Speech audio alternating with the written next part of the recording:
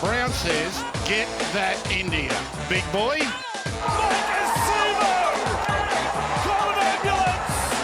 Maybe call a priest! Oh, what a shot! What a shot! Campbell-Gillard! Hello and welcome back to another edition of the Tip Sheet Podcast. As always, I'm your host, John, also known as Forty20. Joining me for another mammoth week of Parramatta reviews, from not so much previews, but news and NRL stuff, my good mates, Sixties and Clint. Fellas, the NRLW are soaring high. Our boys rallied and were only done in by some contentious calls that we'll talk about, I'm sure, in some depth. So, all things are considering, it's not a bad week in paradise. So how are you guys going as I check in on you fellas? Well, mate, with every week, every new week, there's new hope that the Eels will be able to earn a win.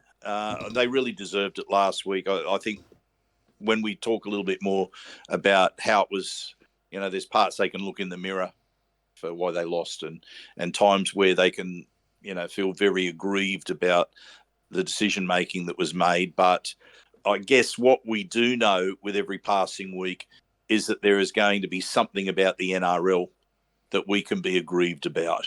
And we're really going to be diving in tonight with that. So if our listeners don't want to hear three blokes getting angry with the NRL about a variety of issues, then don't listen any further.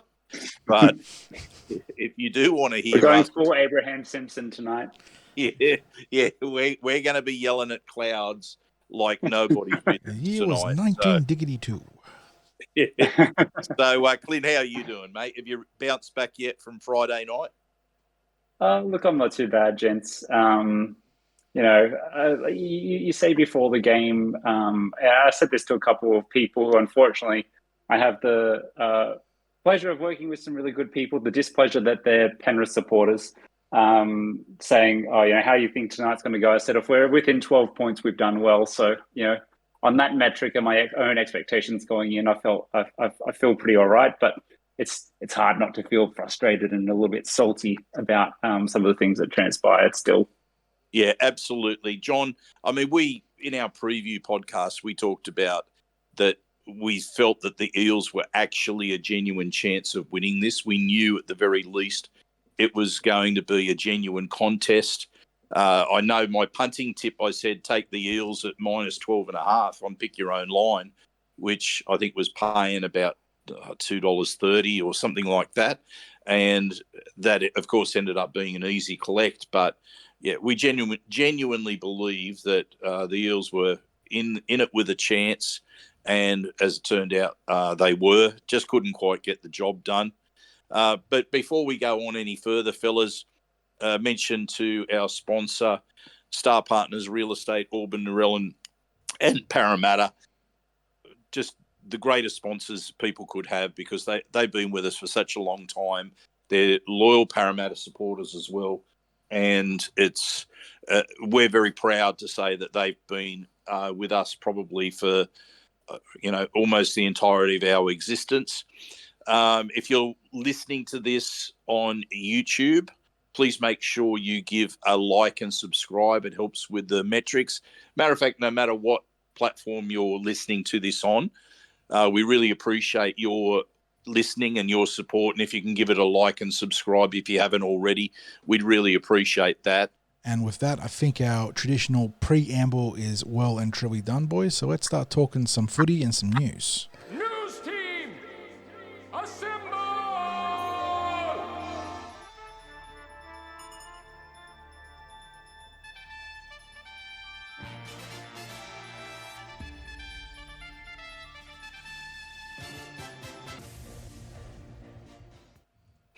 Well, fellas, let's just kick off with a bit of news around a presentation that was made at the game last Friday night. And there's more information on the Eels official side about it. But it was Parramatta Leagues Club, who are absolutely brilliant supporters of junior rugby league in the Parramatta district.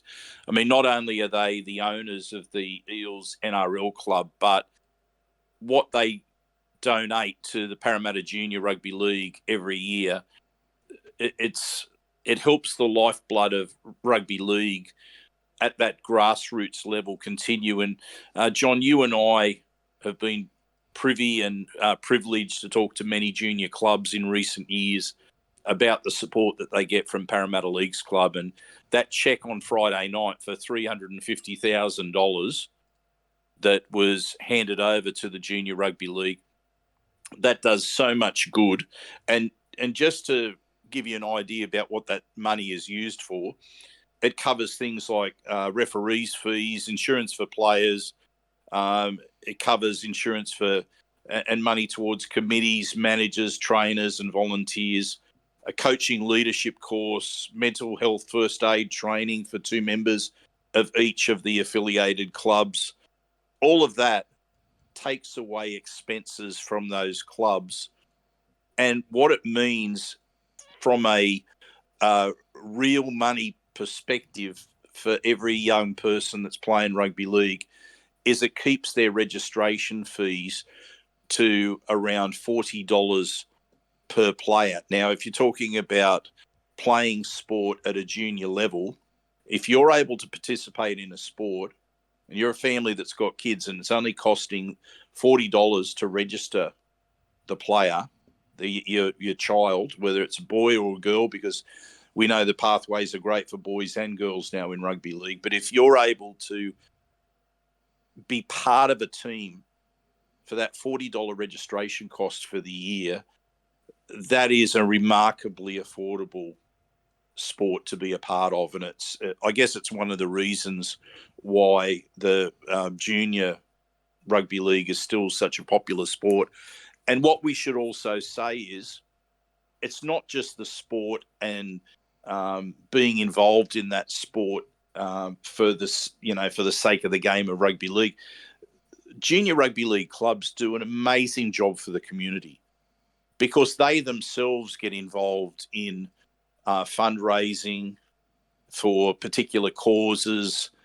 They hold events during the year. They keep people in the community connected, as well as just simply providing a good, positive, physical outlet for young people in any suburb that they're living in the catchment areas for the junior sports. So, a big thank you to Parramatta Leagues Club for being able to do that and to provide such generous support for junior rugby league in the Parramatta district.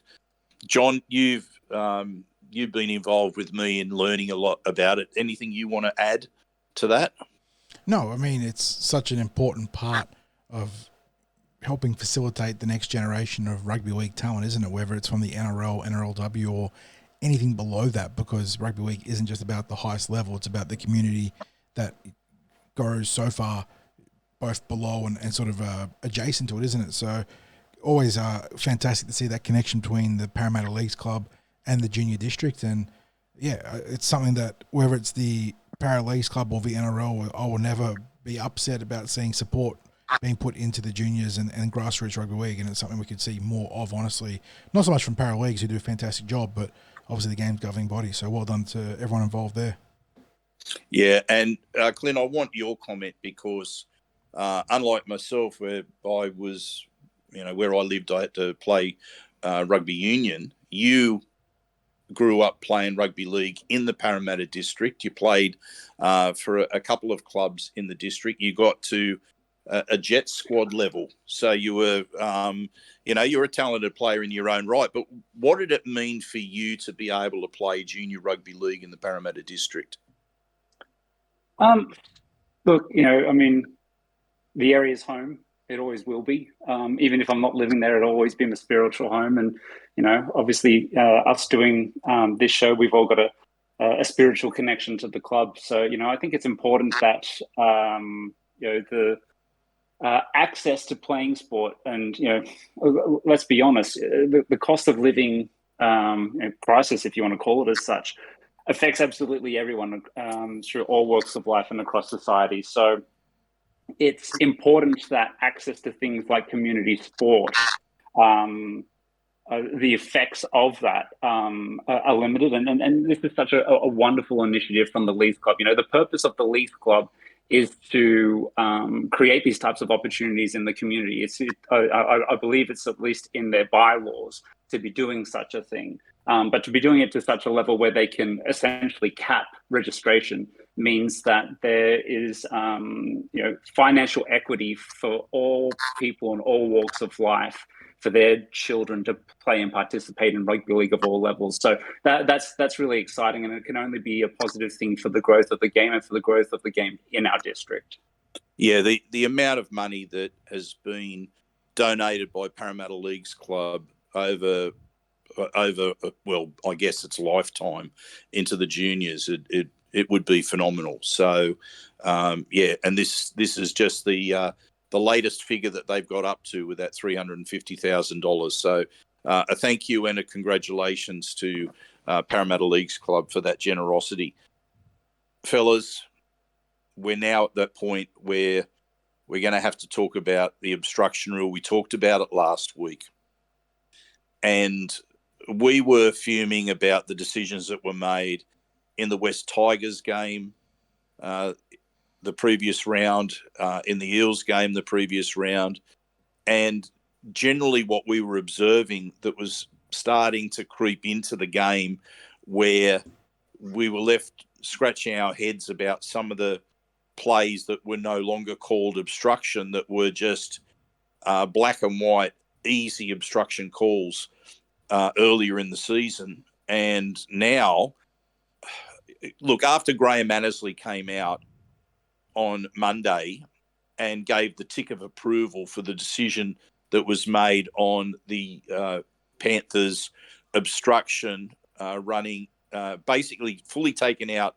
Dejan Arce and partially taking out Blaze Talangi, it is full farce material, fellas, as far as I'm concerned. In fact, I'm more infuriated after listening to Annesley's explanation and playing the tape of the discussion, because, I mean, all of a sudden you can, first of all, make, as the decoy runner, where the onus is supposed to be on you to avoid contact, but now an accidental contact that you make where, oh, look, he probably didn't intend to collide.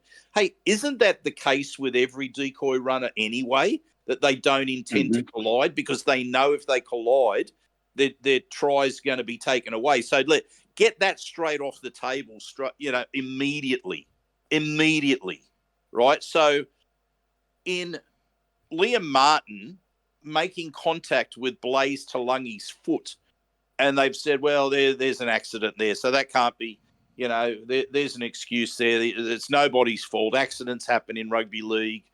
And because of that, he's tripped over and he's cannonballed into Dejan Arce. Now he's cannonballed into his inside shoulder. So, that's what we're looking for, is they hit the shoulder. So hang on, fellas. This now means you can just ram a player out of the play by hitting their inside shoulder, apparently. Or if you feign that you're tripping over, and I guess people might start to do that now, because, hell, people were feigning falling over from the slightest contact. And, there were the issues around that where was this really an obstruction play because someone's fallen over? I mean, that was as clear an obstruction call as we've ever seen, ever. John, you need to take over from me here, mate, before I start dropping F-bombs. Well, don't worry. I think I got you covered on that later in the podcast. But before we get to that stage, geez, it makes you want to tee off, doesn't it? And you sit there in the stands and you sit there at home on your couch, wherever you're watching the game, obviously live in person or broadcast live on 9 or Fox, and sometimes it feels like you're sitting there watching the bunker go through the motions. You don't always hear the bunker communications, or at least the ones that we were privy to in the Graham Annesley debrief. And you're sitting there like, they're looking for a reason to award this, aren't they? Like, they're not going through due process. They've set in their minds that they want to overturn this or turn it over, whichever you want to call it, like defend it, but they're going for a reason to turn it over or go against the grain here. And geez, seeing that logical process, I say logical, maybe perhaps illogical processing that we were made party to, and then Annesley defending it, makes you really wonder, doesn't it? That it was great for the game, big comeback from the back-to-back premiers. They overcame all the odds, had a man in the sin bin who probably could have been sent off for how dangerous that attack on Dejan Arcee's leg was, who came back and made that illegal play that was then overturned, and look at the great storyline. Yeah, absolute dog shit. Like there is much stronger language that we could be using here. It is a complete farce. You're not even talking about the McLean offside. We're not talking about other aspects of this game where it's such a David versus Goliath proposition where we don't have a sling. We don't get that. We don't get to have that 1 in a million cheat code there.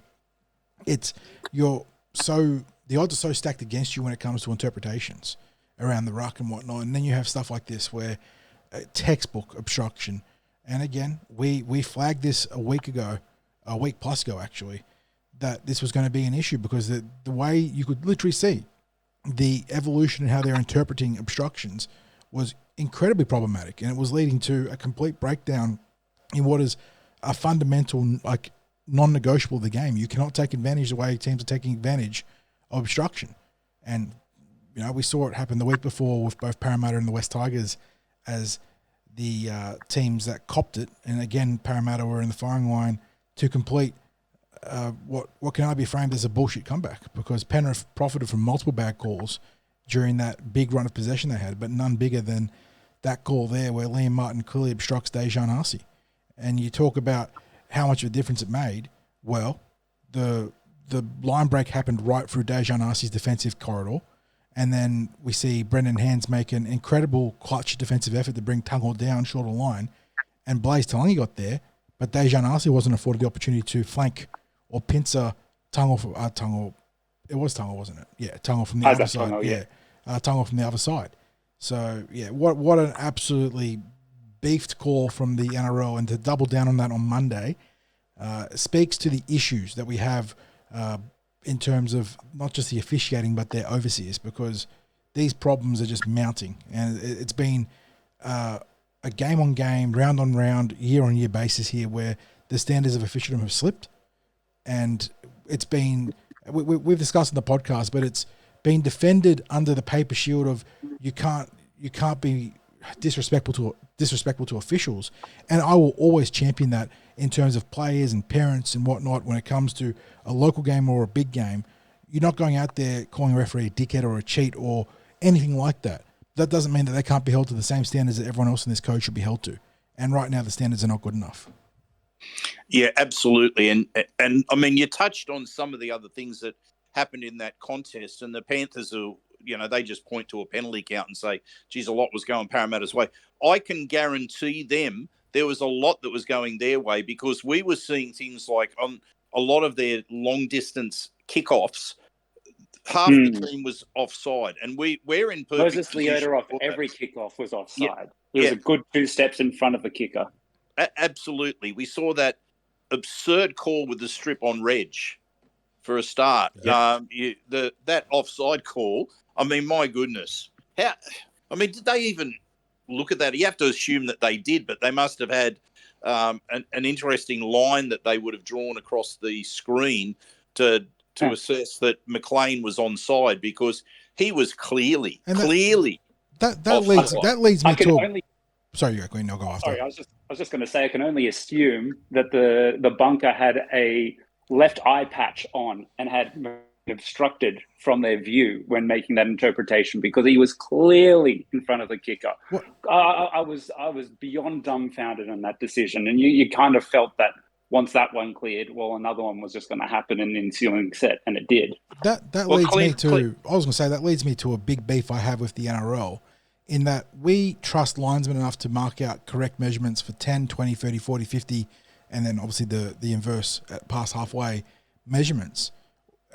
Is it too complicated to ask venues, whether it's CommBank or whether it's Leichhardt, whether it's Allianz or Core or anything in between, to mark out 1 metre increments on the train tracks and then maybe near halfway so the bunker has proper reference points? Like Yeah. NFL style. Like NFL style, exactly. And I'm not asking for it to be used for forward passes because that's a different beast. I don't even want to open that can of worms. But why can't we have proper reference points for the bunker to use? Seeing as we have all the other technology, but not enough to put lines on the ground, like not digital lines, actual lines. Imagine if there was a line there saying that clearly showed that McLean was, at the notch that designated 4 meters from a certain marker instead of 5 meters, and therefore he was offside, like empirically. Yeah, and I mean, look, you can probably have that where you don't have the line going all the way across, but you just have some marker points. No, it doesn't go across. It's just literally, on like the train tracks near halfway, there's certain reference points on the ground, and that way it doesn't take away from sponsor logos that are on the field and overcomplicate the rest of the field, but it gives the bunker points of reference to use for offside. Yeah. Look, the other thing too I wanted to talk about, Clint, was when it came to listening to that bunker conversation, it seemed to me it was coming at it from the perspective of why is this not an obstruction, right? And that the whole process was looking for reasons to not call obstruction. Now, I'd be interested in finding out whether that perspective has changed during the season, because I would argue that earlier this season and for much of the season, the perspective was surely looking at it to see why it might be an obstruction rather than, looking for why it isn't. Now, to that point, what I mean by that is we were seeing a lot of decisions where you're looking at it and you go, look, that's nowhere near where the play's at. Like that player's not going to get cooey. Like they're just going for pure black and white, obstruction calls. And you think, like common sense tells you this player's not going to get near there. But look, I can guess that technically it is. So they're looking for how is it that this play could possibly be an obstruction? Oh yeah, he's caught the ball there, therefore, or this player's been taken out. No, I know it's nowhere near where the play is at the moment, but it's denied a player who just happens to be 20 metres away, and trying to cover that 20 metres in 5 metres with the play being 5 metres out from the line. But hey, that doesn't matter. There is a pure, matter-of-fact obstruction. It seemed to me like earlier they're looking at why it could be an obstruction, whereas in this last decision, it sounded like the process, as they were talking about it, was all about, no, why is this okay? Why is this okay? So they're, and I mean, if that's the way that they're going to go now, well, let's be very clear about that, because as far as I'm concerned, it seems like there is now a completely different interpretation, and one that now, to me, defies logic the other way based on what we saw on the weekend. Sixties, it's. I really don't know where to begin with this. The whole thing is rather farcical to me, and I hate the idea of interpretations of rules shifting throughout a year. To me, if you're going to revise anything, and we've spoken many a time about how I believe that rules should be untampered with for a period of time. I hate policy on the run and on the fly.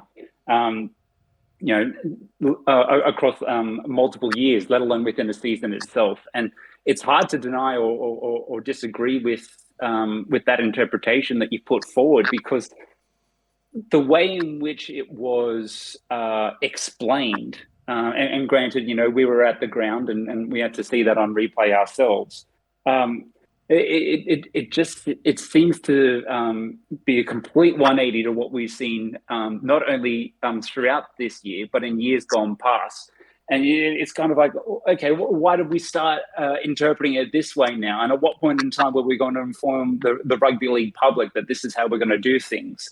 And what will infuriate me even more is if we see something not too similar, which we will at some point in the near future. Oh, it's speculated. Clint, it's we will. Guaranteed. We will. It's guaranteed. What will infuriate me even further is if there's a default back to to how it had been at the start of the year, because then it's like, okay, so the special scenario applies at this particular point in time. Oh, it In just this so game. happens in this game, game. as it just so happens that one team is vying for a minor premiership playoff, which they will be playing team one and two, team two in this instance, playing each other the week following, and then you've got the team winning 16th and 17th playing each other in the last round. Now, I'm not trying to get all conspiracy theorist tinfoil hat here, but at the same time, does it not benefit the NRL that those two results happen that way, that you have the Eels losing so that there's a spoon off, and that there is Penrith winning so there's a minor premiership off? I think, Clint, I think what it comes down to is what has always been the case, and coaches speak about it all the time.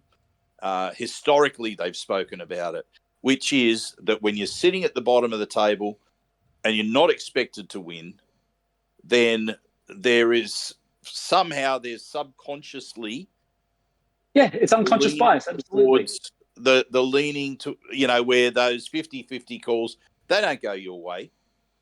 And it's and we've been down there in the past, and we know how it works out. I just get infuriated because, do you know what? We've got a Penrith team here who is generational. I mean, this team is going to go down in the history books as being one of the greatest teams of all time. I hate Penrith, but damn, I respect the hell out of what they've achieved and continue to achieve out there. If any, I'm incredibly envious of them as a team. If Parramatta was able to win in the manner that the Panthers have been in recent seasons, I'd be delirious. And, I wish they were able to do that. But they don't need the sort of leg up that they've had and experienced against us in different key games in the past, where the Eels have deserved a victory and it just hasn't happened. Look, they won. They absolutely obliterated us in a grand final. It was, one of the the performance of the fullback was just it was mind blowing in that grand final. They thoroughly deserved the title, but we've had games against them where some of the decisions have been they've been mind boggling. When Luai pulled Moses back when he's running support in 21 semi. Yeah, in the 21 semi. And I mean, he's literally, it's seen by everyone at the ground. It's seen by the TV cameras. It just so happens that every official missed him being pulled back blatantly. And of course, what we see after that was if you made the slightest contact with someone who was chasing through and support, you'd be in the bin. Like the slightest contact. Yeah, and Luai literally grabbed him and flung him to the ground. Yeah, he couldn't have been any more blatant. Then we also had the incident with the trainer coming on and Mitch Kenny. Play. And that was ignored. They just went straight past the touch judge, avoided all protocols and stopped the play with the Eels on the attack. It was like we've seen these things happen time and again, and I just get sick of it because they don't need that. Look, and the thing is, the way the Panthers were playing, even if we're saying they could have had both of those last two tries pulled up, but let's say that last try was pulled up and disallowed. Who knows? Their next shot that they got, they might have stretched us anyway. But we don't get to know that because that's, it was totally taken away. The opportunity for the Eels to hold on was taken away. The opportunity for the Panthers to have another shot at some point later in the game was taken away. It just wasn't decided in a fair rugby league manner. But anyway, I guess I'll say it's in the history books now. And, in 20 years' time, I guess no one's going to look at that 2-point scoreline and go, well, all this controversy happened at the end of the game. It'll all be, that sort of stuff gets forgotten. But we best push on, fellas. Blaze Talangi is now officially signed with the RIF. What was it, a 3-year deal? I don't even want to talk about that. We've spoken about it in recent weeks, so I think we might just move on. There's now reports of RCG being linked to the Cows or the Dragons. This doesn't surprise me, fellas. We've talked about it in recent weeks. I wrote about it where supporters might have to expect that players that they wouldn't think the club might be prepared to part with might just be moved on simply because the Eels are looking for a bit of cap relief to be able to buy other players, and to move on a player at full freight, which is what the Eels are looking to do. You have to provide a player that another club wants, or that another club is prepared to pay full or almost full freight for. And RCG might just be one of those players. John? Yeah.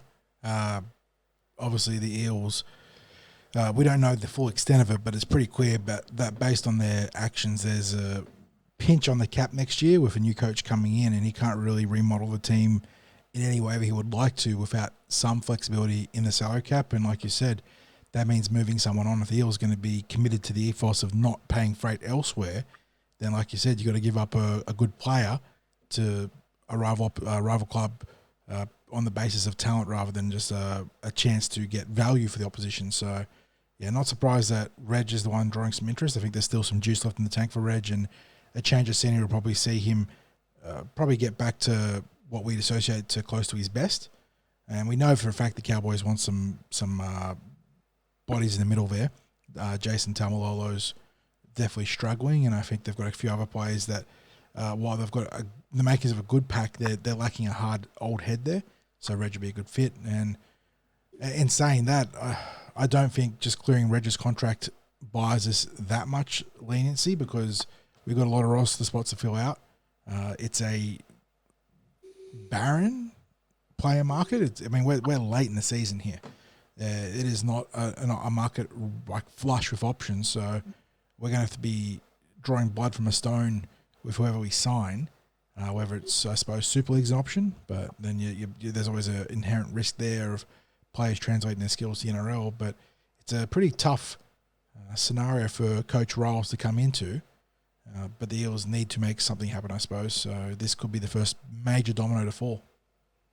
Yeah, perhaps other dominoes fall, John, where clubs either spend to retain key players or spend to recruit some of the few players that are on the market.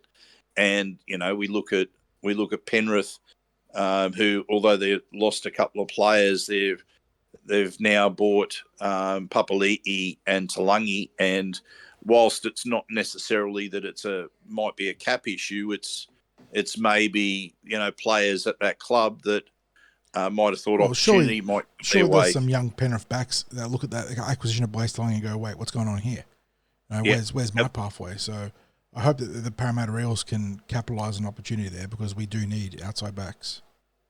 And speaking of opportunity, Clint, is there any, if Reg is being linked with the Cowboys and the Dragons, would there be anyone that you'd be interested in in the way of a player swap or getting hold of someone?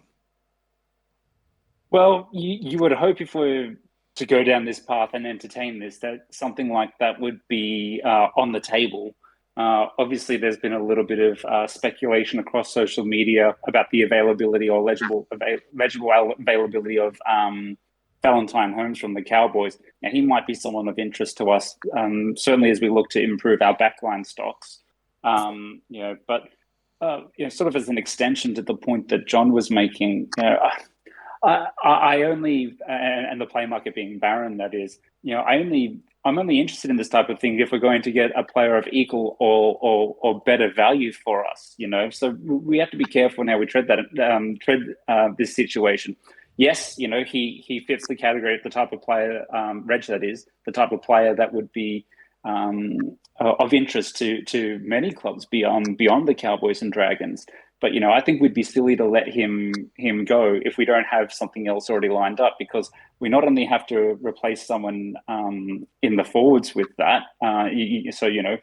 let's put a nominal value on Reg, and I'm going to use big round numbers here for the sake of ease. Obviously, we're not privy to what they're earning, but say hypothetically he's on $1 million a year.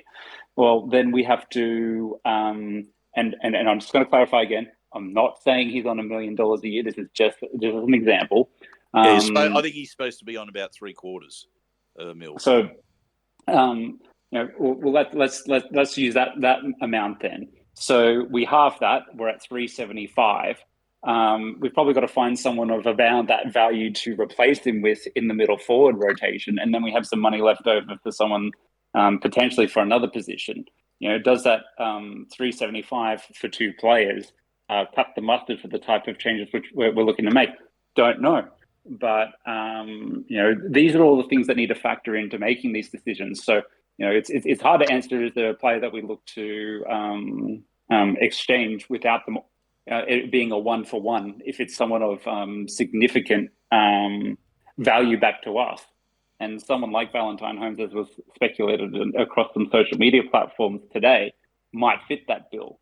But, if it was up to me, I'd personally keep Reg in that particular instance. But I say that on the predication that we would need someone that's a decent middle quality to replace him on top of looking for someone in the outside back. Again, using that specific example. So, a lot of things to weigh up when you're going through this process. Obviously it's at the call of the new coach, Jason Riles, into who he potentially makes available for these types of trades, and then subsequently between the potential clubs, whether they and players, whether they transpire. But yeah, it's a hard question to answer because we really just don't know who's available at the moment. Sixties.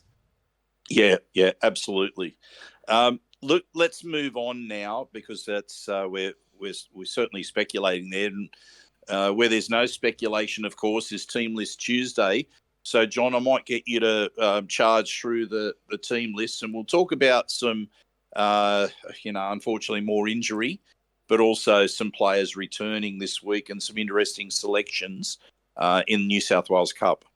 Yeah, we await an official injury report to give us some clarity on news that broke yesterday, where it was reported that Ryan Madison had not one, not two, but three broken ribs sustained early in that game against Penrith that he played through. But based on Team List Tuesday, you wouldn't know that because Ryan Madison has been named in his now traditional number 13 jersey of all the injuries that have impacted the Eagles elsewhere. He's been in the starting lock for a while. So at fullback, though, we will start, as usual, Captain Quinton Gufferson. In fact, it's an unchanged backline. Tungor and Russell on the wings, Penasini and Talangi in the centres. Likewise, the halves unchanged. Dylan Brown, number 6. Dejan Arce, number 7. In the front row, it's Reagan Campbell-Gillard, Brennan Hands, Urumu Greg. Sean Lane and Bryce Cartwright are on the edges. They're the aforementioned Ryan Madison at lock forward. And then we go to the bench where there are, or is at least one change this week, pending anything else following. Joey Lussick at dummy half utility. Joe Fungahi, number 15. Kelma Tuolangi, who didn't play anywhere last week but was named in the extended roster for the NRL, he will make his return from two, forms of layoff. One was that 5-week suspension, which would have set him back a few weeks ago. But the other more severe sidelining factor was that broken thumb. So he is back from that and a big boost for the interchange, much needed. Dan Keir gets the last place on the interchange. Extended roster, another interesting inclusion here. Ethan Sanders, Matt Dory, Morgan Harper, Mackenzie Makatoa, nothing to really bat an eye at there. But number 19, Mike Acevo, wasn't due back until next week per club injury report last week, but he's been named on the extended roster. Is it a case of we're just naming any player possible at the moment, as we saw in other weeks this year? Not too similar last week where Tuolangi was named but didn't play, or is it a case of he might be a late inclusion? I probably guess you have to watch this space, boys. Yeah, in all honesty, I couldn't add any comment to that, but you'd find it hard to believe that Ryan Madison would have 3 broken ribs and then there's no way. Look what one did to Bryce Cartwright. If he is injured, then the club are just going to push someone, and you got to figure it'd probably be Mackenzie Makatoa, given it's the most like-for-like available replacement. Obviously, Matt Dory can play in the interchange, but Makatoa is a pure middle. But they're the only 2 forwards named on the extended roster, so it's got to be one of them, unless Trent Barrett's got something crazy cooking up on the periphery. Yep, well, How about we just launch now into the NRLW team list? Yeah, Eels flying high in this grade. They're 2 points off from being undefeated. A late and lucky try to the Cronulla Sharks, the difference between 3-0 and 2-1. And they're counted for the North Queensland Cowgirls. That's always awkward saying that one in the NRLW. Very comfortably for 20-6 victory up in Brisbane. They're unchanged this week, fellas. No surprises there. Church, Faye, Owen, Kelly, Donovan 1-5. The outstanding Cassie Toei Hiku at 5'8", Rachel Pearson halfback. Front row, Albert, Todd Hunter and Jones. Back row, Jackson, Murphy, Charrington. That 1-13 has been so good throughout the first 3 weeks. Obviously, if one little or two little changes hit there based on injury from round 1, but they've gotten the job done. Interchange, Rosemary Beckett, who had a breakout game against North Queensland. Tyler Amiatu, Jade Fanua, Ruby Jean Kennard Ellis. Extend the roster, Asua, Eels, Makira, Fallon and Berryman Duff. Of note there, Pahuka did make her return from injury last week in the Harvard Women's Premiership, so that's another boost to Parramatta's depth. And they're taking on a West Tigers outfit. Plenty of familiar names there, boys. Vetti Walsh, Horn, Staines, Lutu, Pio, and George, all former Eels. Yeah, absolutely. Clint, we'll talk about the Eels' performance last week, but it's a nice difference, isn't it, that they can name an unchanged lineup compared to what they went through last year. Oh, how good, and with it being a reduced season comparatively to the men's game, it's all the more important that you have continuity in the lineup, that these combinations form quickly. And, we've waxed lyrical the last couple of weeks about how good the side's looking under coach Steve Georgalis this year. Long may it continue that we don't have any injuries, or any more injuries, I should say, especially following those 2 key outs that happened following the victory against the Broncos in round 1, and that the girls can continue to grow those combinations because they're building really nicely into the year at the moment. Yeah, absolutely. John, some interesting players named this week in the New South Wales Cup. Yeah, so Cup. Not too dissimilar to the NRL game, actually. They had this in the game against Penrith, victory in the palm of their hands, got run down late, but they didn't lose this one. It was a 22-all draw, so the Eels did acquit themselves pretty well against one of the better teams in the competition, and got some young guns holding their place in this team. At fullback, Zaxton didn't play last week, and that's been carried over this week. He's out for, I'm not sure how long, 60s, but he's out of commission right now, which means Lorenzo Molitalo will play fullback. Hayes Dunster is back from a long layoff. When did he get hurt? Round 6? Round 7? Something like that. Yeah, Yep. It is now round 24, by the way. So essentially what was tantamount to a season-ending injury for Hayes, he gets a couple of rounds of football under his belt heading into the off-season, but he is back, and that is nice to see. Isaac Lumilumi on the other flank. Ethan Martin, speaking of players coming back, he made his return last week and bagged a double. Good to see him back in the fold and making tries happen. Morgan Harper, the other centre. Young Zach Hunter, he holds his place in the team at 5'8", another great opportunity there for him. He'll partner Ethan Sanders. Ogden, Arthur, Makatoa, the front rowers, although I suppose we have to watch out for Makatoa's potential inclusion in the NRL team. Matt Dury and Matteelli on the edges. Brock Parker at lock forward. Manny Luke, Will Lewis, Reece Alderton, and Patrick Spence on the interchange. So Will Lewis also holding his place in the team after making his Cup debut last week. And then another player on debut, Paddy Spence, who is usually the sort of dummy half super utility on the interchange, but he's sharing that role with Manny Luke this week. So it's going to be very interesting to see how they use him on Saturday night. Yeah, it is. I mean, we know Paddy from following through from junior reps, and he's had a season where he's been called up to either be the dummy half or be the super sub off the bench at different times for Jersey Flegg this season. But now he gets that opportunity to play New South Wales Cup. So we've seen him play fullback, we've seen him play centre, we've seen him play dummy half. I mean, it could be, he probably has that capacity to be able to cover a number of positions. So, interesting selection there. And I guess we look for that enthusiasm to continue with the team this week with the inclusion of all those young fellas. And last week gave us good cause for optimism for this week, because we probably weren't optimistic before the game. but they acquitted themselves quite well in that match. John, now the Harvey Norman team. Yeah, Eels coming off another loss. Canterbury Bulldogs end up posting a few late tries to take it well beyond Paris control, and they have some changes this week. Yasmin Baker at fullback, Dwahi and Shipton on the wings, Fallon and Halmono in the centres. Berryman Duff made her return last week. She reprises that role in an official capacity now with the number 6 on her back instead of what I think was the number 28 against Canterbury. She'll partner Talara Bamblet in the halves. Front row is Namose, Makira and Asua. I believe that Tafara Asua didn't play last week either. She was went up to Brisbane as part of the extended squad for game day, so another boost for the Harvey Normans team there. In the back row, Bella Sanford and Captain Tawisha Maiva are on the edges. Riverley Arlaw, the lock forward. Interchange, Pottinger, Payne, Dimmick and Dimmick. So Sarah, the halfback, and Liana, the big front rower, the two Dimmicks on the interchange there. And then extend the roster, Pearden, Valuanga, Perigo, Bell and Farmasili. Yeah, and they'll be looking to bounce back for a victory here. They've lost a couple on the trot now, so they really do need to bounce back. Be interesting to see if Raf Perigo does get a run, because I think she's probably one of the best strike weapons that they've got in the team. So, whether she stays on, she has just been suspended. She's coming back from suspension, I believe. So we'll see whether that where she's been named, whether it changes. And finally, the Jersey Flegg, John. Yeah, Eels keep marching on in this grade 60s. Big win over Penrith Panthers, keeping them right in the hunt for the finals.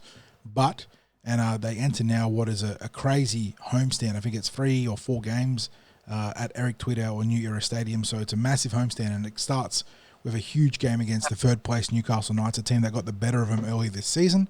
Fortunately, they're backing up with a bit of consistency, just one change from the team that knocked over Penrith. Devonte Vivella, we believe it was a knee injury in some regard. 60's not sure about the exact details, but his spot has been taken over by Michael Abdo, who I believe actually played New South Wales Cup last week as a late inclusion. So he comes back down from senior football to slot straight into a team that's gunning for the finals, which means Twiddle fullback, Alamadine and McCarthy on the wings, Abdo and Nandva in the centres, Maddie Hunter at 5'8" with Josh Wynn at halfback, Tuivasa, Riley Smith, Tinkin Brown in the front row, Brazel Destratus of the Dominic variety, and then Saxon Pryke the back row, Max Tupou, Tyrese Lakini, Damascus Nemia, and then Destratus of the Raphael variety on the interchange. Very good looking team, one that's continuing to ride this, or looking to continue to ride this massive wave of momentum, but this is one of the big ones here. Newcastle are an excellent team, and they had the better of the Eels at Newey earlier this year. Can the Eels knock this one back and square the ledger up a bit? Clint, it may well be the season-defining game. I think it will be exactly that. Tough opposition, right? It probably is make or break here, and Connor Vortano is a very big in for that Newcastle side. Anyone who's watched Newcastle junior reps throughout probably the past 2 or 3 years knows exactly what type of customer you're dealing with there. So it'll be a lot of work for us to contain him. Interestingly, he's been named in the centres as opposed to, normally he's a fullback for anyone who's not familiar with him, a guy with plenty of pace and plenty of skill. So, it's a huge in for that side. The benefit, as you suggested there, 60s, is that we now have a run of home games going in, and along with the momentum that we have, it puts us in a good position to continue to challenge for a final spot. But this is about as tough as it gets in this grade. So a win here should, or I should say, the attempts to get a win should almost be like a grand final for these boys. So now we're at that point of just doing a very, very quick wrap of the Eels weekend results. So, John, can you just read out the results of every grade? Yeah, so in the totally not controversial NRL result, the Penrith Panthers prevailing 36-34 over the Eels at CommBank Stadium. Brian To'o bagging a double for Penrith alongside tries to Tungo, who has got a double, Taruva, To'o, Tungo, Taruva, and all getting doubles. There we go. I got it properly there. Cleary kicking 5 from 6, tacking on a field, a penalty goal. Eels, Talangi Tangor of the Jake variety, Russell Penasini, and then the double to Captain Quinton Gufferson, alongside 4 conversions and a penalty goal for Guffo. 1 kick being the difference there, obviously. Fellas, I know there's a lot of controversy coming to this one, but hard not to be really, really happy with the effort that came away from our boys to stand up and stick it to the reigning premiers. John, I think we certainly covered a lot of this in the Instant Reaction podcast. We've had our say about the controversial moments. I guess the only thing that I will say is that, again, the effort this week for me, I said it was close to a 10 out of 10 the previous weeks. This week was definitely a 10 out of 10 in the effort stakes. The execution, probably about a 7 to 8 out of 10. And apart from those controversial moments that we have spoken about, I think the part where the Eels have to look in the mirror is that third tackle play where the Eels had a penalty late in the game in the Penrith quarter. They opted for that early tackle kick. The kick chase was really poor, and we barely touched the ball again for a period of time after that. And you have to look at that and go, look, the game management they got it wrong there, and the execution, they got it wrong. And it's at that moment that I'm really dropping them down to, a 7 or an 8 out of 10 for their execution. Clint? Yeah, couldn't agree more. I was very vocal in that moment in the stands next year, Sixties, when Dejan put that kick in. I can't remember if it was second or third tackle, but it was just the wrong play when we were up with that lead, with that field position. If that doesn't happen, the ensuing events don't take place either, and we're not up in arms about an offside chaser subsequently affecting a try scoring play, and then likewise we're not up in arms about an obstruction play. The very different things unfold in that situation. Had we just played the tackles and played down the clock there, we take away a good 30 seconds from Penrith that could very well have been the difference. Certainly in terms of the field position they have and how they started their set when they got the ball next. Instead, we turned the ball over to Brian To'o, who then scooped the ball up and subsequently ran about 15, 20 metres, and Penrith have a roll on and are able to do something with it afterwards. So, very frustrating, that particular moment. But, hopefully a lesson in game management for the guys in the future. Yep. John, let's get some good news, which is the NRLW result. Yeah, Eels spending more time than Brisbane than they have in Sydney for the first 3 weeks of this competition, but they've profited both times they've gone north of the border. Maybe we should be calling it Kingsland now, by the way, as well. But no, obviously Queensland goes back to the then monarch of the era when it was founded, not like the King or Queen's long weekend birthday. But Eels 20-6, too good for the Cowboys. China Palata, the lone scorer for North Queensland, Kira Dibb converting, but Rosie Kelly, Rosemary Beckett, and Abby Church, the try scorers. I had a fun little ditty from this one about Roses being red, Eels being blue. Rosie scored 1, but Rosemary bagged 2 in my gin and logic today. So good stuff there from our ladies. They were fantastic. Rachel Pearson, 2 from 4 on the conversions, boys, but didn't do justice to kicking some from the sidelines and narrowly missing the others. So her goal kicking's been pretty on point. And I'll tell you what, Steve Georgialis has completely overturned this team. There's been, not to say there hasn't been some roster acquisitions. Obviously, the 2 centres, Rosie Kelly and Rory Owens, have been fantastic additions. But by and large, it's the same team from last year, and they are just playing a completely different brand of football. They are, I titled the Gin Logic column, Time to Start Believing. This team has legitimate makings of a real contender. They are a fearsome proposition.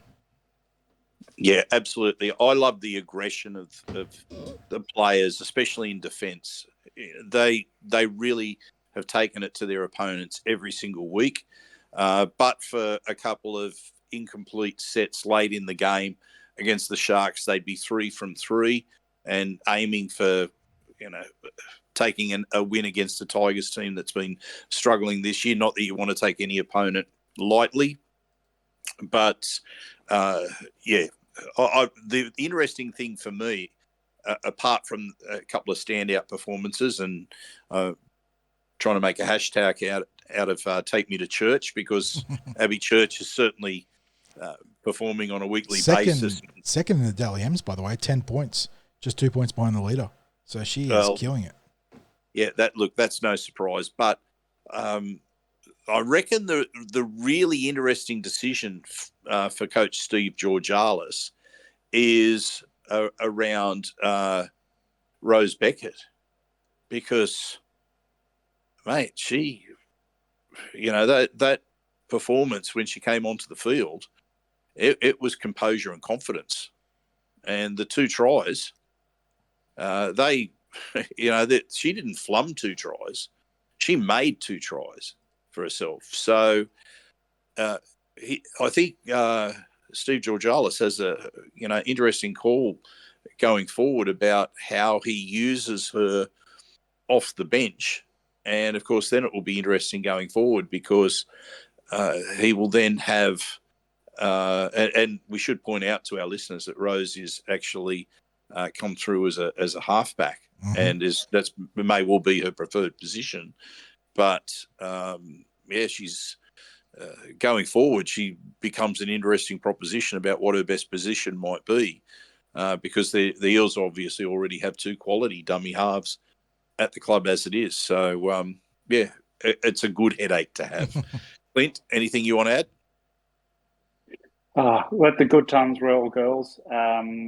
Again, thoroughly impressive because we were controlled and we were composed, and it's just such a far cry from anything that they did last year, and so thoroughly encouraging and welcoming to see.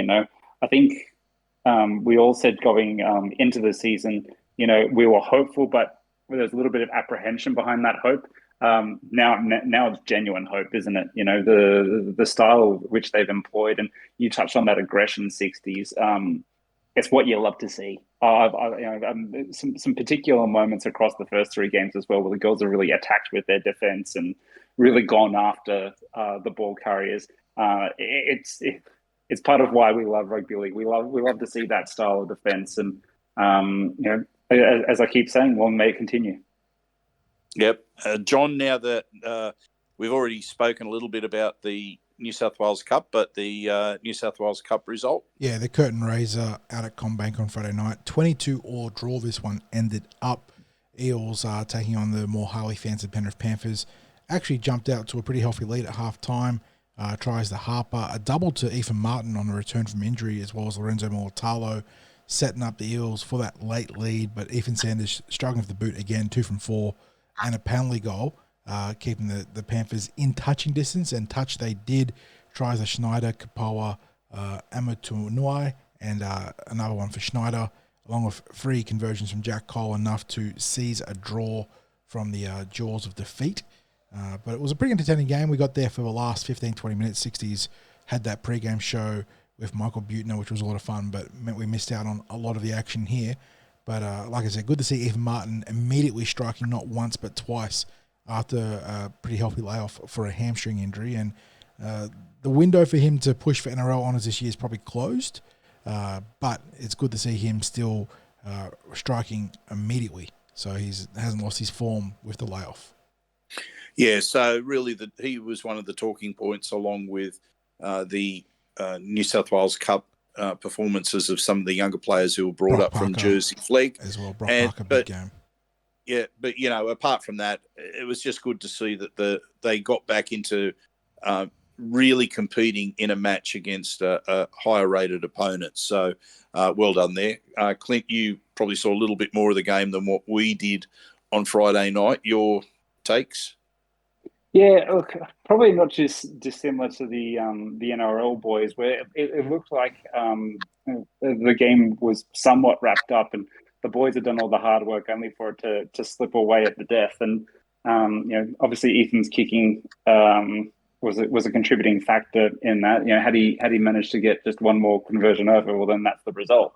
But I thought Lorenzo Mulatalo was quite serviceable at fullback and had some good moments. He finished off a good try off an inside pass and showed some decent pace to find the line for the Eels' final try. And the energy and enthusiasm of some of those young blokes that were called up was certainly something to be seen. as you'd expect and hope for boys that get the opportunity to go into more senior grades. Also a shout out. I mentioned this to you both at the game, but my colleague from work was actually one of the touch judges running the line in New South Wales Cup. My colleague that I sit next to. So shout out to my colleague Luke, who did quite a good job. And I had the privilege of earlier today actually seeing some of his review footage on that, and it was interesting to see some of the feedback he was copying from some of the players on in certain moments throughout the game, and hear the audio on that. And likewise, I thought he did quite a good job. Sans a cheeky forward pass, I think he could have called. It was fine. I was just ribbing him, but I did give him the ammo before the game. Any final pass to a Penrith player is forward, and any questionable pass to an Eels player is a try, mate. And you mentioned the young fellas, boys, but on debut, Zach Hunter bagging a pair of try assists and line break assists. We saw Will Lewis in the back row. He had, I think it was 85 metres and 28 tackles of just 2 missed. And then he wasn't on debut, but Brock Parker, probably his personal best of the season, 180 metres, 4 tackle busts, and I think 42 tackles, 3 miss. So huge effort from Brock. Also, Michael Abdo, who was a late inclusion, shout out to him, playing in the centres, did a solid job out there as well. So lots of young guys having good games there. And I was kind of hoping against hope that Brock's PB for the season might have put him in contention for an unlikely NRL debut, especially if the news yesterday coming out, or trickling out, we're not sure if it's confirmed yet, about Ryan Madison's ribs, but the club choosing to go in a different direction, obviously. Yeah. So, John, now the Harvey Norman women's competition. Yeah, our Eric Tweedale, our girls slipping to another defeat. 34-14, they went down to the Bulldogs, although a late flurry of tries to Saracen and Oliver in the 62nd and 65th minute, making that scoreline blow up a bit more than it looked otherwise. But Kate Fallon scoring in the 10th minute, along with Shay Shipton and Debbie Dwahi in the 47th and 57th minutes, respectively, for the Eels as the free try scorers. Bella Sanford just 1 from 3 in terms of conversions. And yeah, those late fades now, 60s, starting to creep in with a bit of worrying consistency for our girls. They've put themselves in the contest deep into most games, but last couple of them are just starting to slip away from them. So they've got to really knuckle down and lock up that final or championship series of minutes against their opposition. Otherwise, they're going to struggle. Yeah, and unfortunately for people who like to get out and watch the games, especially in the women's game, they had what was tantamount to a clash with the NRLW, where the NRLW had a midday kickoff that's up in Queensland, and it was a 1 o'clock kickoff for the girls out at Eric Tweedale. So you want to know what the comical silver lining to that is? It's how you know that these competitions have real equality, because they're running into the same problems that the New South Wales Rugby League give to the blokes. Scheduling nightmare. So yeah, it sucks.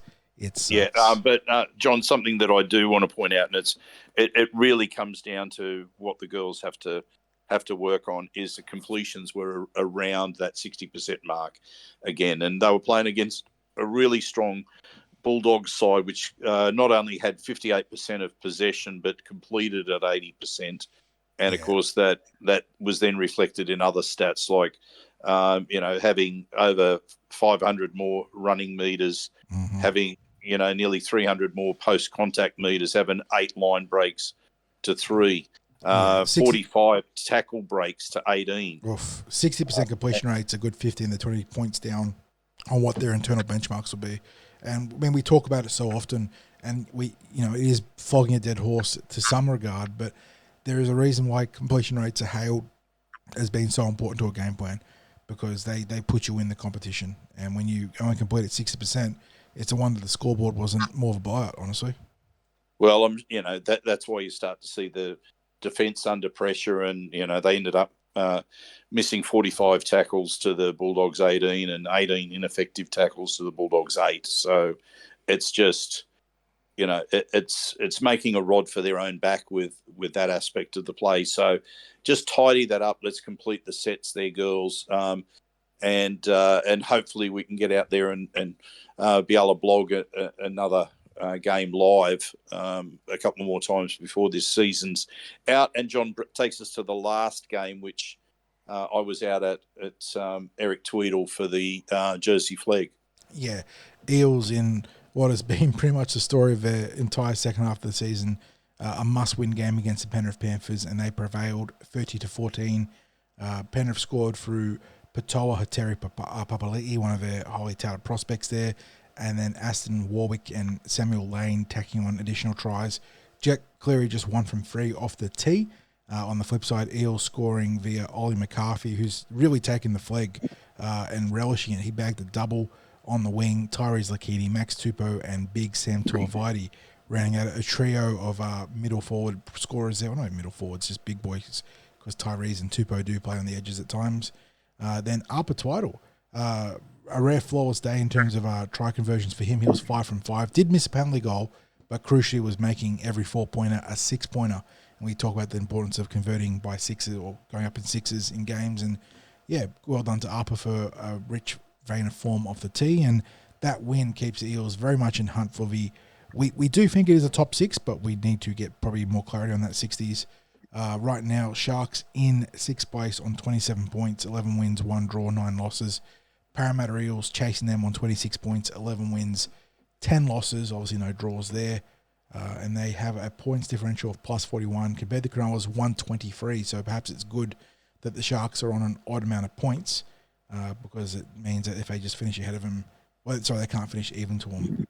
So with a handful of games left in the season now, Eels still in must-win and win-out territory, but they're taking care of business, and that's all you can ask for them. Yeah, and sorry, I should have said it was actually out at New Era Stadium. I was carried on from the Eric Harvey Norman. Yeah. So no, it was actually at New Era Stadium. Absolutely brilliant kicking from Arpa. Like there were kicks from right out on the sideline that he was nailing in this game. It was a really strong kicking performance from him. And look, the Penrith team are a very good team. That they had Jet Cleary running around for them last weekend. Of course, he'd be one of the highest profile players in that team, given he signed a contract with the Warriors. But it was a physical contest, and the Eels forwards absolutely took it to the Panthers. And early on, it was a real grind because the Eels were, they were only getting about 20 to 30 metres per set. And it was really tough work against a Panthers team that had a very committed and physical defence themselves. But the Eels just started to get over the top of them. They were just, too strong for the Panthers. They started to win the middle, and then the opportunity started to present. And that 30-14 in the end, it was a late try to the Panthers. So the score really flattered them. They scored with about 58 seconds, I think, left on the clock. So, So anyway, Clint, good to see that this team, after such an awful start to the season, are still competing for finals football, and hopefully we'll see that happen. Yeah, we'll touch on obviously in our preview. As we go across the games ahead, that going up against the Knights will be the test of the year for them. So, it's a big game coming up, and I might just add, it sure would have been nice of Nathan to follow suit of younger brother Jet in terms of his kicking statistics in NRL as he did in flag. One of the Clearys did the job for us, but the other one just, he just seems like a robot, doesn't he? Yeah, unfortunately. Well, fellas, that just about wraps up our Eels news, which, of course, leads us into the intermission for our podcast. And, of course, that draws in the big question mark about what does 40 have in the way of a musical interlude for us this week. I'm really waiting with bated breath because I'm not quite sure what theme he's going to go with. We're trying to make that case for John to take over as DJ 4020 at Eels games next year. But, John, what do you got for us? Yeah, well, it's obviously been a bit of a controversial week, and I wanted to get away from that a little bit and definitely not stir the pot. So I was watching one of my favorite TV shows, It's Always Sunny in Philadelphia, and there was a fantastic little musical piece that, like I said, has nothing to do with recent events and definitely has no message behind it. So hopefully you enjoy Charlie Kelly and what was originally Welcome to Paddy's Pub, but gets warped into a different song across the course of this particular episode. There is a spider, it's deep in my soul. He's lived here for years. He just won't let go. He's laying around. He's got a mean bite. Now he's ready to fight.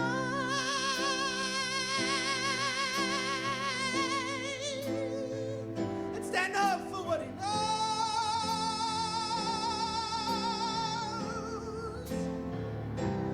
I don't need your trophy, so you go. I just wanna tell you all, go yourself. Oh, shit.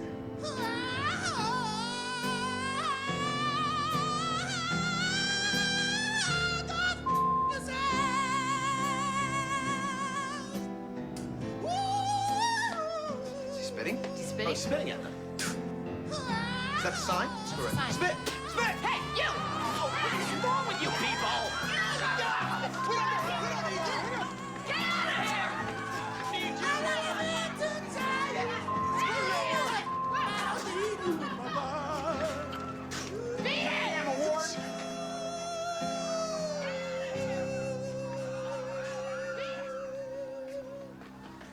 Like I said, nothing to do with recent events. John, of all the musical interludes that you've presented for us, that one's probably, it's touched my soul. It's causing me to reflect on life as I know it. I think I'm going to need to find some composure to get my mind back on football after that, because it's taken me down an existential path that I'm not sure that I can get myself off now to talk about football. For anyone that hasn't seen Always Sunny, I do strongly recommend that. It's one of the funniest shows on TV, and it's gone on 14, 15 seasons, I think, and it's like with all shows that last that long, obviously there's a little bit of drop off in quality, but it's still such a great show and very, very darkly funny.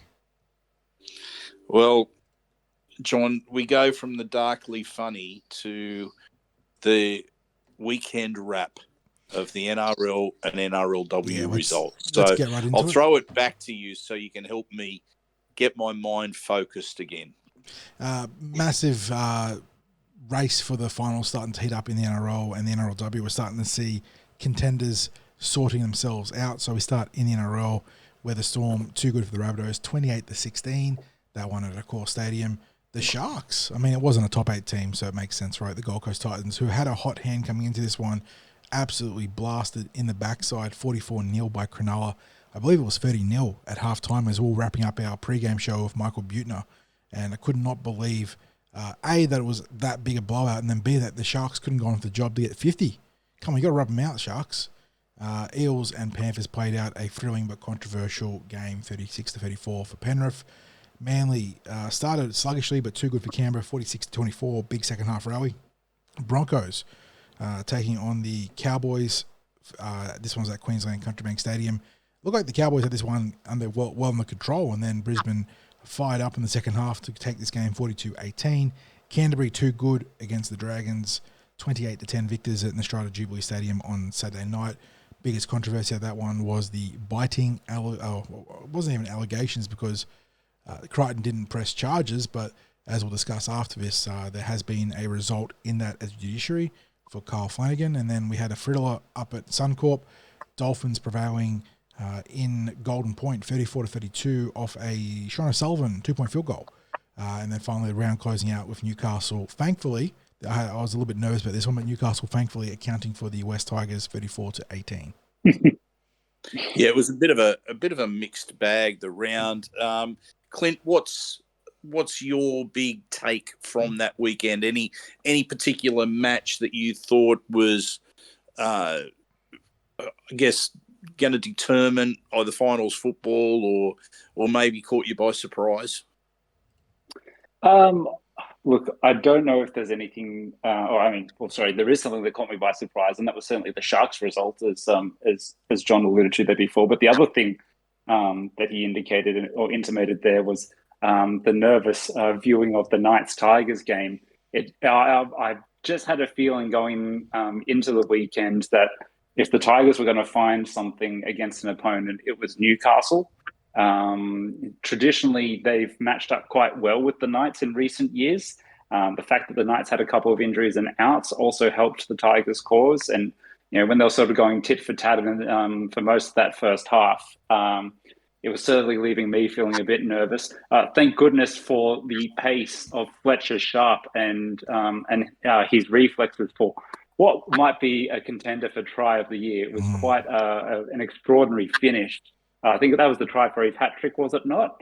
That he scored right before halftime. So absolutely willed the Knights home in that one, and thankfully they got the job done. Again, another thriller with the Dolphins and the Warriors. I won't take away too much from some of the news that we're going to get into by touching on the Bulldogs and Dragons, but the score in the Broncos-Cowboys game also surprised me. I mean, I sort of said a couple of weeks ago, the Cowboys are kind of just trundling along and just there. And, well, didn't they get brought back down to earth by an out of form or previously out of form Broncos side? They made some pretty easy work with the Cowboys at home. And if you're a side like the Cowboys that's pushing its top four claims, that's not a good result against an arch rival who's struggling at home. That's the type of game you want to be polishing off at this time of the year. So there's massive implications for them in relation to that result, and it could be the difference between them being, fourth and eighth. John, anything you learnt from the weekend? There's a few things to talk about, extensions of what exactly is obstruction, but I suppose the one that also jumped out to me is that there are some big mixed messages in what the NRL and the officiating body are trying to send in terms of what they want with tackles. We saw the Warriors pinged for, frankly, what was an insane penalty for a high shot. And it's a case of you see the ball runners so often losing their feet and presenting minimalist tackling zones or safe tackling zones for the defenders, and it's to their advantage. And we saw, and it's sort of an extension of that obstruction discussion where Liam Martin goes off his feet and it's used as an excuse to excuse an illegal play. So I don't really know what the NRL wants of these the high tackles. When a player goes off his feet, I understand that you want to have player safety in mind, but some of these situations where they're penalising defenders, it is just flat out ridiculous. And I will die on the hill that the ball carrier has a burden of responsibility to present a legal tackle zone or a safe legal tackle zone, and that extenuating circumstances should be considered for when it isn't presented. Because we're seeing guys getting penalised for very lame things. And beyond that, nothing too outrageous. I think most of the favourites won. Obviously, Clint touched on the Cowboys and their capitulation there, but otherwise, it was probably a relatively safe weekend for the tipsters compared to some of the manic stuff we've seen this year, although I imagine Parramatta caused a lot of people to be sweating profusely on potential perfect rounds. Okay, so that now takes us to the NRLW wrap, John. Yes, week 3 in the books. As we saw, was it 1, 2, 3, 4, 5 more games here. Starting with the Roosters accounting for the West Tigers 20-4. This one was played at Gosford. Leaves the Tigers winless on the season as they enter round 4 against our girls. Sharks continued to consolidate on their top of the table position of a 24-12 comeback victory over Canberra. Sharks looking real good, and I suppose that helps frame Parramatta's 2-point loss where they had the ascendancy in that game in an even more positive light. You don't like to use the term quality loss, but that was probably as close as you're going to see to a quality loss. So well done for our girls, well done to Cronulla as well. Speaking of our girls, too good for Cowboys, 20-6 up at Brisbane, totally Workwear Stadium. The Broncos, I cannot get a read in this team. They absolutely pummeled the Titans, 44-4. What a slaughter. So the Titans gone, or the Brisbane back, who knows? Maybe it's a bit of both, but Mele Hufanga bagged a fourfer. So well done there to the big, powerful centre.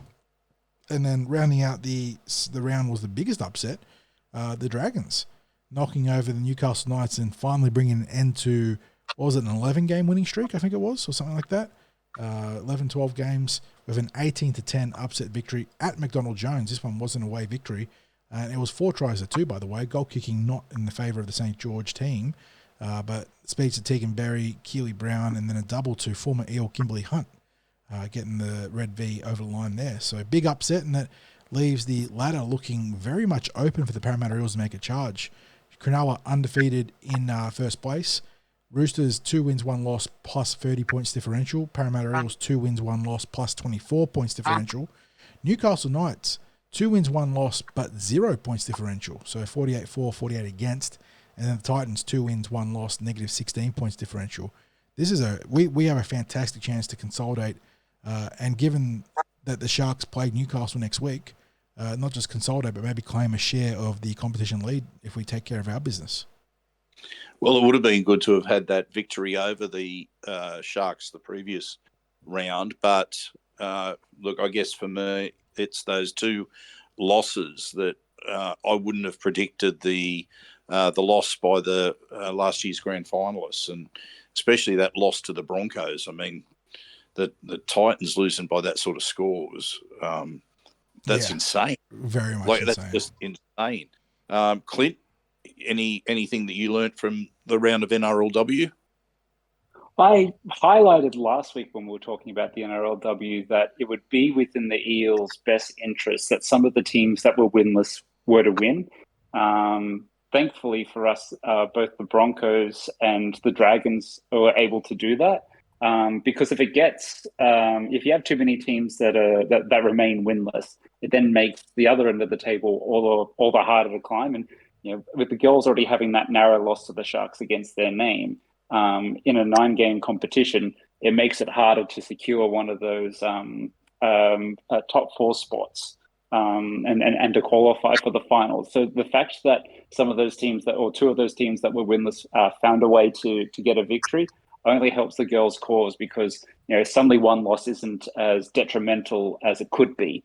So we're getting mighty close to the halfway point in this competition. The fact that there's only 1 team that is unbeaten and 1 team is winless is good for our girls, who currently have a record of 2-1, and going in to round 4 against the winless side, a victory here really sets up the back end of our season, which we do come up against some pretty tough opponents, guys. So it's at this point shaping up as a really good year for the girls. Let's hope it continues. Absolutely. Now we press on with the rest of the NRL news. There was quite a bit of talk on NRL 360 tonight about the play the ball. They had multiple instances of the Panthers not playing the ball correctly in the closing stages against the Eels, where almost every play the ball was just a quick rollback between the legs. They've shown highlights from other games of instances where players are just rolling the ball back between the legs. And I think the question was asked, do coaches train them to do that? Hello? Are you kidding? Because before the crackdown on touching the foot, that's exactly what was happening in the game. The play the ball became a rollback where it was simply a matter of stepping over and looking as if there was some sort of a leg action of playing the ball. But the art was actually in getting that smooth transfer of the ball into the dummy half's hands. And the best way of getting a smooth transfer was by the ball being rolled and not touched by the foot. Because as soon as you touch it with the foot, you got the chance of that ball bobbling. You see incorrect play the balls where the ball gets kicked forward or sideways. Coaches want to avoid that. So, you can see that that rule has been, or the interpretation of the rule or the enforcement of the rule has slid away completely this season. So fellas, I don't think there's anything more needs to be talked about. It's there for everyone to see. I like what Gordon Tallis said when someone suggested about, they need to teach the players to do that. And he said, "Are you kidding people? A lot of these boys were taught how to play the ball properly in like under sixes. So why do they suddenly need to be taught how to do it? It's the fact that they've been coached how to do it differently now, and to stop doing it that way. Just go back to what you've been taught." Anything you fellas want to add, John? No, I think that's pretty well stated. Clint? Yeah, likewise. Of course they know. Yeah. Okay, so now we move on, and this is probably one that we don't really want to touch too much, which is the controversy around Latrell Mitchell, the photograph of a substance on a table. The NRL investigating that at the moment. Legal people being involved. So as soon as legal people are being involved, we're not going to talk too much on it.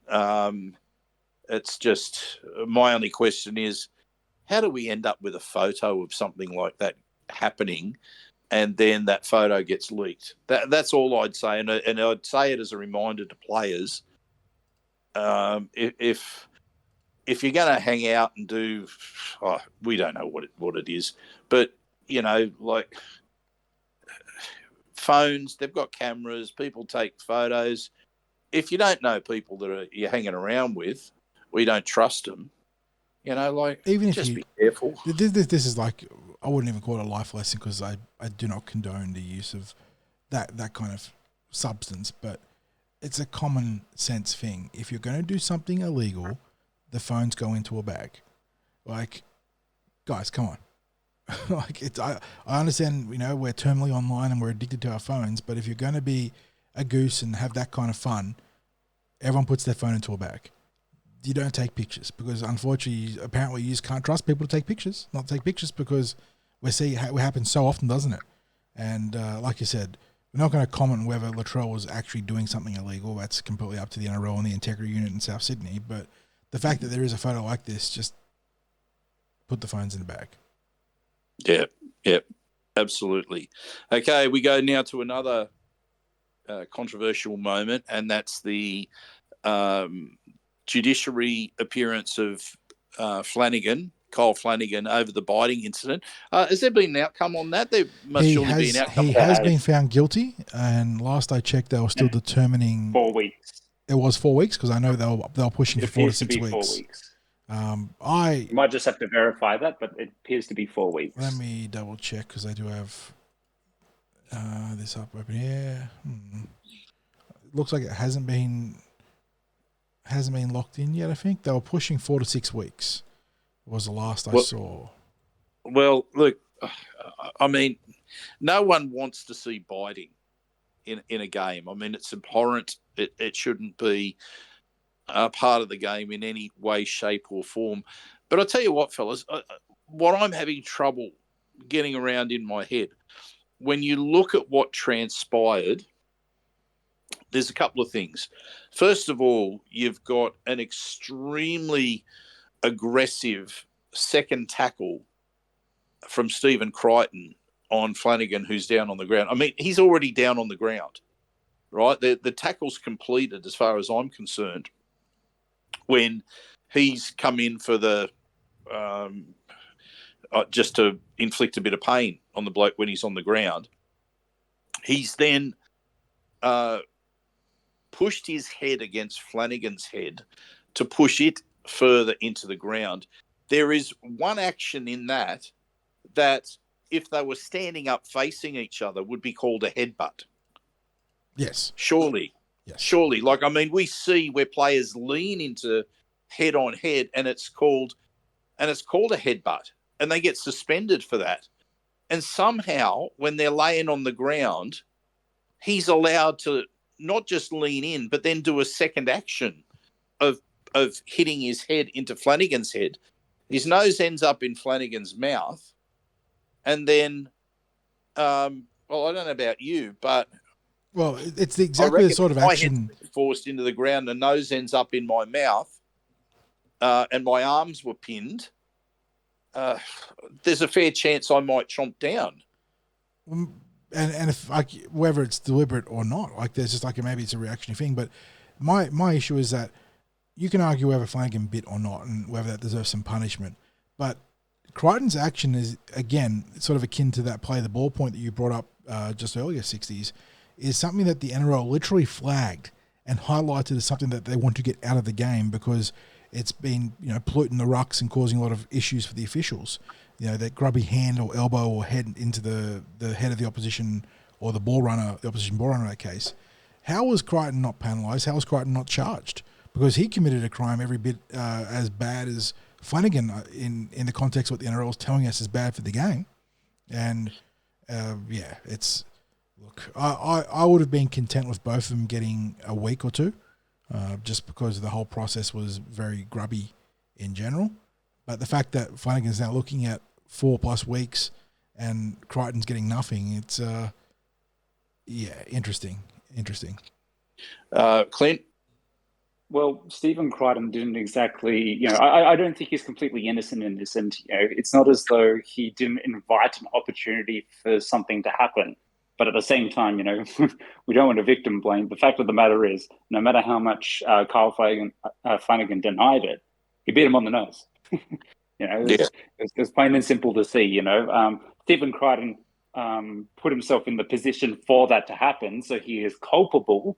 But ultimately, Kyle Flanagan decided to do what he did, and he's going to cop 4 weeks out of the game as a result.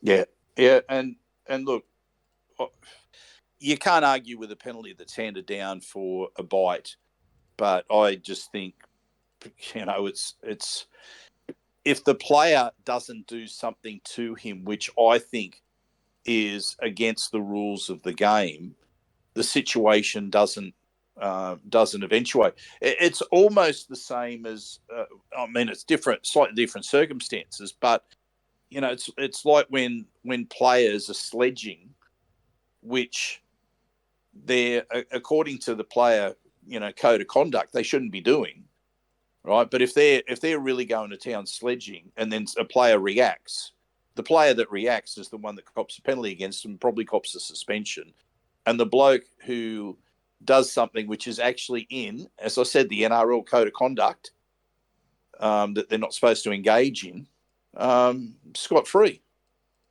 They're the victim. And the same thing happened here.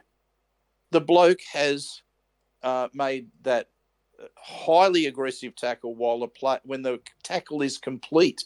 And I don't know how the referee thought it was anything but complete, because you can see he's got a player wrapped around his legs. He's lying flat on the ground. And then Crichton comes in with that sort of hitting the shoulder into the body sort of contact that they like to do when a player's on the ground, then pushes his head into Flanagan's head on the ground, makes, as I said, an action which, if they were standing up, would be called a headbutt. And somehow he's not held to account. I don't get that. Okay, we move on. Very quickly, congratulations to Kieran Foran for 300 games. He was only with the Eels for a short period of time. It was probably when he was at his absolute lowest in terms of his life, his personal life, his football life. That was way back in 2016, and here we are, 2024. He's still playing. Has he signed on for again next year? He has, I believe, yeah. Yeah. So, that's remarkable in itself. So, we can only say all power to Kieran Foran there. Let's go into this Tigers wanting transparency and wages. This is all, of course, on the back of the decision by Stefano Utokamanu to head to the Storm, ostensibly on less money than he was able to earn at the Tigers. And, of course, the Tigers are saying, well, look, all this now needs to be in the open. How much, what players' salaries are at all the different clubs, so that it's perfectly clear what sort of contracts clubs are able to sign players for. It would certainly highlight the haves and the have-nots out in clubland about how there are clubs that are able to get players on lower salaries than they might be able to command elsewhere because they are a preferred destination. And I guess it will highlight the fact that it is hard once you're a club that's down the bottom to be able to start making signings and get your way back up the ladder. It takes something special to make that happen. So what we do know, fellas, is that clubs themselves have receive information from the NRL about every position in the team. You know, the whether it be fullback, wing, centre, whatever the case may be, and they get benchmark salaries for each of those. So, you know, what the top salaries are in it, what the low salary is, and an average or a median salary, so that they can, when they're looking at constructing a contract offer to a player in a particular position, they have an idea about what's happening out there in the market for the top players. They could literally, by virtue of this, work out what certain players are on at different clubs. We don't get that information as supporters, but the clubs get that information from the NRL. And as I said, the clubs can sort of work that out, and that's why you tend to know, or they know, what the market value of a player is, because they get all that information from the NRL. But should it be common knowledge? Should it be out there for the people? John, I'll go to you first, because you're a lover of American sport, and a lot of these salaries in American sport become public knowledge. Are you all for the publication of player salaries? Yes, I am. NFL, MLB. I'm not sure about ice hockey, actually. But basketball, all salaries are a matter of public record, which means all teams, administrators, players, fans, every stakeholder can see how each team is constructed. They operate under salary caps that don't have TPAs. TPAs is a very much rugby league thing, but that wouldn't preclude the NRL from having the ability to specify that this portion of a contract would be a TPA. And the thing is that there's this whole argument about privacy and you know, being subject to having your earnings made a matter of public record. But in the NRL, the very least you're earning if you're a top 30 player is close to double what the mean or median average wage is in Australia.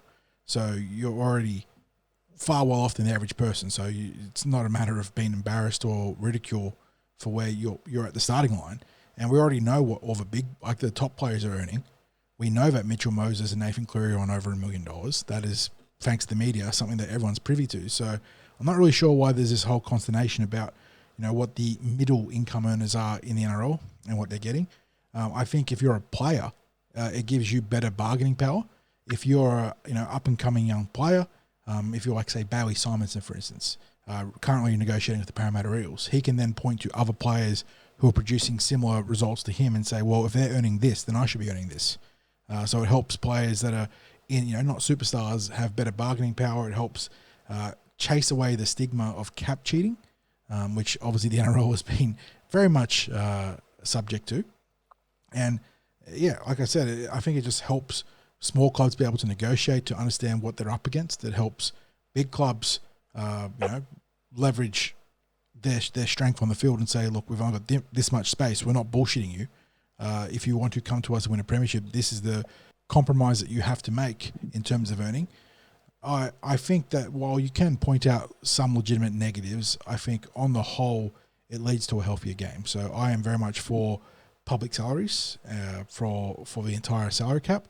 I just think it helps way more people in this game, and it helps not restore, but maybe rebuild a bit of trust in the system that has been hurt by previous salary cap scandals, including our own club, by the way. I'm not absolving the Parramatta Eels here. I think that it is a better path for the game to tread.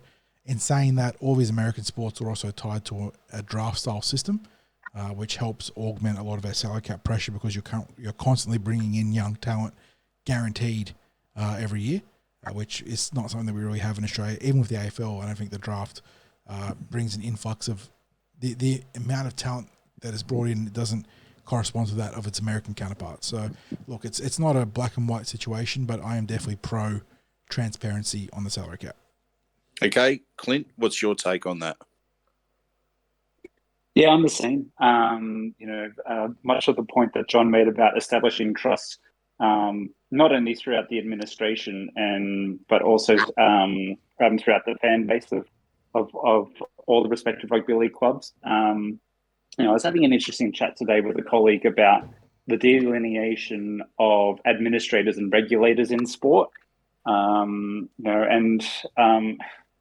As long as the administrators in rugby league are also some of the regulators of stuff, it's always going to be hard to see the separation and get absolute truth in these things. But I think it's something that we should continue to aspire towards. And in this particular respect, the NRL as the regulators of the salary cap.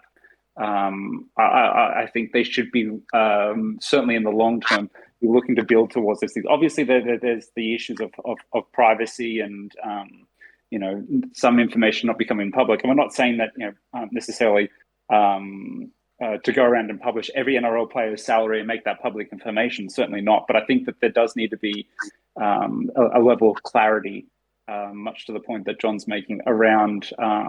What players stand to earn given their position and their output. I think that there should absolutely be some type of measurable guide that helps everyone understand that and allows the players to use it for not only their own bargaining position, but for fans to understand, as we all put our infinite team lists and wish lists together, what's in the realms of possibility for each club's recruitment and retention stakes. Absolutely. Fellas, let's finish off the NRL news with a little bit of signing information that's come through. Skelton moving from the Bulldogs to the Tigers. Oof, that's a bad one for Parramatta. That was one of the few propositions for value and impact. That absolutely. That's a very big missed opportunity. Very, very big missed opportunity. Yeah, absolutely. And then we've also had Cody Nikorima extending at the Dolphins to 2026. So good news there for the Dolphins. Of course, where we have had the rumours that Bailey Simonson has agreed to terms with the Eels, but we're awaiting for official confirmation about that. Obviously, that's something that we hope is correct. But fellas, I think that just about wraps things up. Thank you again to all of our listeners. We've had, even as we're recording, I had people sending me messages of support and encouragement about our podcast. We really appreciate the feedback that we get. We love the roll-up as well that happens at Parramatta Leagues Club on match days. So I even had someone with my namesake, Craig, who came and introduced himself to me at Parramatta Leagues Club last week to go along with the host of regular people that we have there at the club listening to the pre-match podcast. So, yes, thank you so much to our listeners. Thank you to our sponsors, Star Partners Real Estate, Auburn, Narellan and Parramatta, Greg and the team there. Great support. I know Greg was certainly emotional after the ending to the Eels-Panthers game. I did borrow one of Greg's graphics that he put up about the obstruction play on social media, and I grabbed it for the Cumberland Throw social media as well as my own Twitter account. So, Greg, we shared the pain on Friday night, mate. So, again, thank you for your support, Greg. And again, just with anyone that is listening to this podcast, no matter the platform, if you can give us a like and subscribe, but especially as well the people that are catching this on YouTube, the algorithm really, anytime you're liking, subscribing, listening to the whole podcast, all of that sort of helps. And if you want to drop a comment in there, that would be greatly appreciated. Fellas, I think we're at that point, as we normally are at this time in the podcast, for me to sign off with "Go you mighty Eels."